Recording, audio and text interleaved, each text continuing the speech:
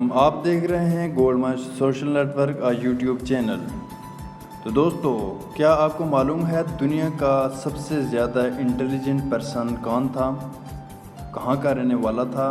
اس نے کیا کارنامے انجام دیے؟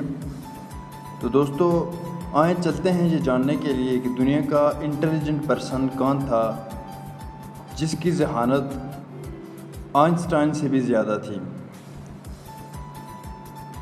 بوسٹن میں 1998 میں پیدا ہوئے ولیم جیمس سیڈس نے 20ویں صدی کے اول میں ایک حیرت انگیز عقل سے بچ کی حیثیت سے سرخیاں بنائی۔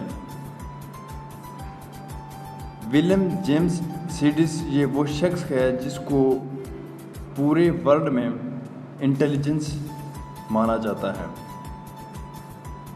اس نے تقریباً 2 سال کی عمر میں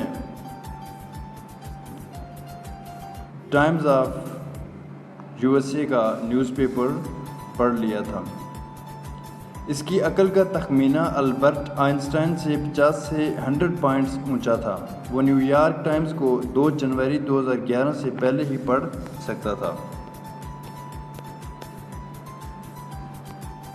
سیڈس کے والدین بھی بہت ہوشیار تھے۔ اس کے والد بورس ایک مشہور ماہر نفسیات تھے اور اس کی والدہ سارہ ایک ڈاکٹر تھیں۔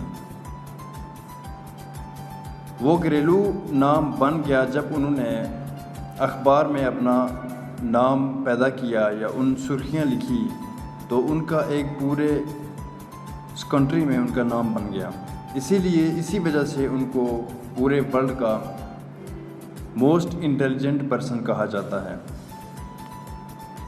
ویلس نے انہیں زبردستی اور جارحانہ بیان کیا کہ تم یہ نہیں کر سکتے، نہ کرو، لیکن انہوں نے اپنی ضد کو نہیں چھوڑا اور انہوں نے کوشش جاری رکھی اور آہستہ آہستہ کرتے وہ فیمس ہو گئے۔ ویلس کا کہنا ہے کہ انہیں یقین ہے کہ آپ ایک ذی شعور بنا سکتے ہیں۔ اس کی والدہ نے اپنے معاشرتی بیٹے کی حوصلہ افزائی کے لیے اس خاندان کی بچت کتابوں، نقشوں اور سیکھنے کے دیگر آلات پر خرچ کی۔ سیڈس کی ترقی میں سب سے بڑا ہاتھ اس کی والدہ کا ہے، جنہوں نے بامشکل اپنے خرچوں سے اس کے نظام کو سراہا۔ ویلس کا کہنا ہے کہ ایک چیز جو دوسرے بچوں کے خیالات کے مقابلے میں سیڈس کے بارے میں بہت ہی غیر معمولی تھی، وہ ہے کہ بہت کم نوستوں میں متعدد صلاحیتیں ہیں۔ چھوٹے لڑکی کی حیثیت سے سیڈس نے اپنی زبان ایجاد کی اور فرانسیسی شاعری، ایک ناول اور یوٹوپیا کے لیے آئین لکھا۔ ہارورڈ 11 سال پرانا۔ سیڈس کو 9 سال کی عمر میں ہارورڈ میں قبول کر لیا گیا تھا، لیکن اسکول چاہتا تھا کہ وہ 11 سال کی عمر تک اس کا انتظار کرے۔ 5 سال بعد اس نے کم لوڈ سے گریجویشن کیا۔ ان کے ہارورڈ کے دن خوشگوار یادوں سے معمور نہیں تھے۔ ویلس کا کہنا ہے کہ انہیں ہارورڈ میں ہنسی مذاق بنایا گیا۔ اس نے اعتراف کیا کہ میں نے کبھی کوئی غلط کام نہیں کیا، پھر مجھے کیوں طنز و طعنہ کا اعتراف کیا جاتا ہے۔ اسے چھیڑا گیا تھا اور اس کا پیچھا کیا گیا تھا اور یہ محض ذلت آمیزہ تھا، اور اسے صرف اتنا چاہیے تھا کہ وہ اکیڈمی سے دور رہوں اور ایک باقاعدہ کام کرنے والا آدمی بن جائے۔ گریجویشن کے بعد ریاضی کے پروفیسر کی حیثیت سے ایک مختصر دور لینے کے بعد سیڈس عوامی جانچ پڑتال سے روپوش ہو گئی۔ شہر سے دوسرے شہر نوکری سے نوکری کرتی رہی، اکثر عرف استعمال کرتی تھی۔ آخرکار انہوں نے BBC ٹائم اور امریکن نیوز پیپر کو جوائن کیا، جہاں سے انہیں بہت زیادہ شہرت ملی اور بہت زیادہ ترقی کی۔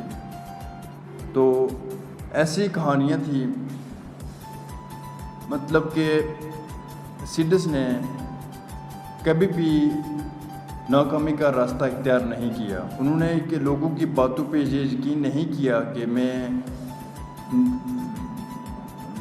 انسکسیس ہو جاؤں گا، مجھے کامیابی نہیں ملے گی۔ وہ کام کرتے رہے، آگے بڑھتے رہے۔ آخرکار اللہ تعالیٰ نے ان کو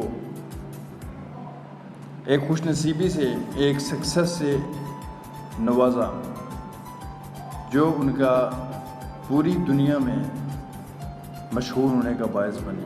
تو دوستو، یہ تھی سیڈس دنیا کا انٹیلیجنٹ پرسن کی کہانی، ان کی داستان. تو اس سے ہم سیکھتے ہیں کہ ہمیشہ انسان کو جو کام بھی کرنا چاہیے وہ فل کانفیڈنس کے ساتھ اور خود پہ اعتمادی کے ساتھ کرنا چاہیے.